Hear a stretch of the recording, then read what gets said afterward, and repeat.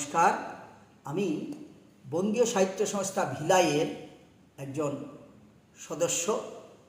আমাদের মধ্যবলয় বলে একটি পত্রিকা বের হয় বছরে দুইবার, একটা শারদীয়া সংখ্যা আর একটি নববর্ষ সংখ্যা। এই নববর্ষ সংখ্যা এই ছাপা হয়েছে। এটি সম্পাদক হলেন কবি দুলাল সমাদ্দার। তিনি অনেক উচ্চস্তরের মানুষ, উনি অনেক ভালো কবি। তা আমার একটি কবিতা উনি ছেপেছেন, সেই কবিতাটি আমি পাঠ করছি। লেখা বাসুদেব ভট্টাচার্য। কলম মুখে দিয়ে কখনো কানে গুঁজে, হাত কামড়ে, মাথা চুলকে, মাথা এদিক ওদিক করে কবিতা লেখা, পদ মিলানো, সে কি চারটিখানি কথা? গদ্য কবিতা হোক বা পদ্য কবিতা, কোনোটাই সহজ নয়।